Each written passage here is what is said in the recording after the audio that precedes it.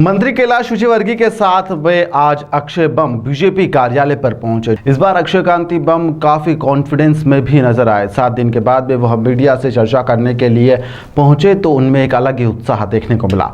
कांग्रेस छोड़ने के पीछे उन्होंने बताया कि 24 मार्च को जब पहली बार सामने आया तो कांग्रेस में बहुत कम लोग आए थे। 2600 बूथ पर काम करने के लिए मेरे पास इतनी बड़ी टीम नहीं थी। पार्टी के कार्यकर्ता काम करते हैं लेकिन कांग्रेस कार्यकर्ता जो है वह नहीं आए थे। चुनाव में कार्यकर्ताओं को मोटिवेट करना बेहद ही जरूरी होता है। 24 और 25 तारीख को मैं फ्री रहा। 26 तारीख को जनसंपर्क निरस्त कर दिया गया। 27 और 28 को मैंने खुद कार्यक्रम किए, जिसके बाद में 29 को भी मेरा जनसंपर्क निरस्त कर दिया गया था। 12 दिन बचने के बाद में जनसंपर्क नहीं हो रहा था तो मैं क्या करता। फॉर्म बी में 4 नंबर कॉलम में मुझे कांग्रेस के प्रत्याशी बनाकर चिन्ह दिया था। उसमें 7 नंबर का जो कॉलम लिखा था यदि मेरा फॉर्म निरस्त हो तो उसके बाद में यह भी लिखा था कि यदि फॉर्म निरस्त होता है तो मोती सिंह पटेल को कांग्रेस का प्रत्याशी बनाया जाएगा। 4 नंबर विधानसभा का चुनाव लड़ने के लिए मैंने राजा मंधवानी के साथ में सब्स्टिट्यूट प्रत्याशी बनाने की मांग करी थी, लेकिन उन्होंने उस समय नहीं माना था। वहीं पर 29 अप्रैल को मैंने 12 बजे फॉर्म उठाया।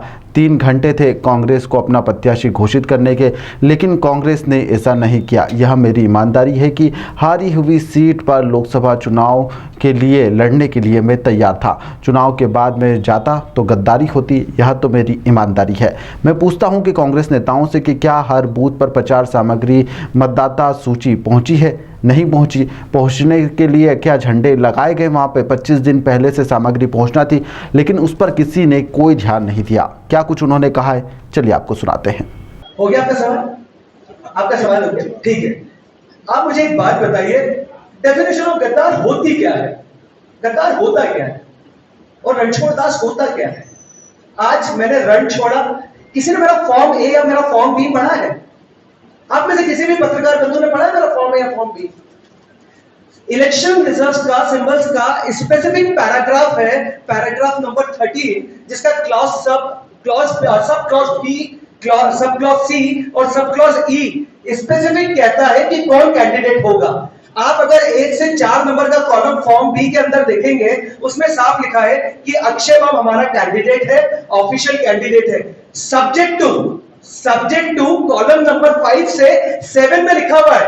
आप मेरा फॉर्म भी देखिएगा जाके, ऑन रिकॉर्ड पड़ा हुआ है। उसमें लिखा हुआ है कि अगर किसी कारणवश अक्षय का फॉर्म स्क्रूटिनी में कैंसल होता है, पहला पॉइंट।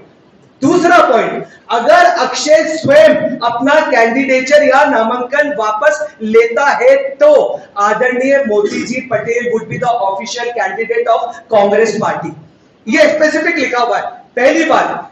दूसरी बात, अगर मोती भाई का अगर ये लिखा हुआ था स्पेसिफिक, पहली बार अविश्वास मेरे ऊपर हुआ, क्योंकि जब मैंने 4 नंबर विधानसभा से टिकट मांगा था, आज आप सब पत्रकार बंधु जानते हैं कि अगर मध्य प्रदेश में बीजेपी की अगर कुछ सबसे स्ट्रॉन्ग सीटें हैं, जिसमें विधानसभा 2 आती है, विधानसभा 4 आती है और भी ग्रामीणों की बहुत सारी आती है। अगर अक्षय बम 4 नंबर से टिकट मांग रहा था और अक्षय बम का टिकट नहीं हुआ और उसके बाद अक्षय बम के लोगों ने विरोध करा, आप एक बात बताइए, कोई हारने के लिए विरोध करता है क्या?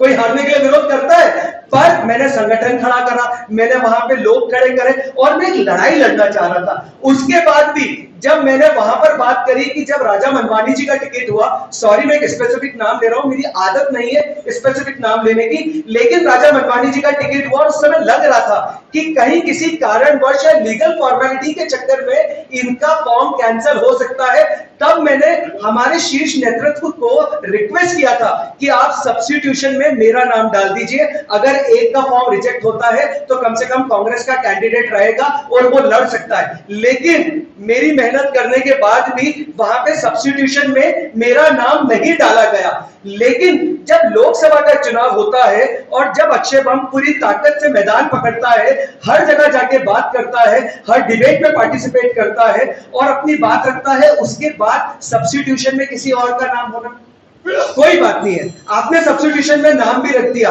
लेकिन ये तो फिर पार्टी के लोगों को देखना था कि मोदी भैया का फॉर्म 2 भरवाने थे, एक जो हमारी पार्टी है कांग्रेस पार्टी, उनसे उनका फॉर्म भरवाना था, अगर स्क्रूटिनी में मेरा अप्रूव हुआ तो उनका कैंसिल होता, लेकिन अगर वो इंडिपेंडेंट फॉर्म भरते और अक्षय ने अपना फॉर्म उठाया तो वो ऑफिशियल कैंडिडेट हो जाते। एक बात बताइए, मैंने 29 तारीख को फॉर्म कितने बजे उठाया?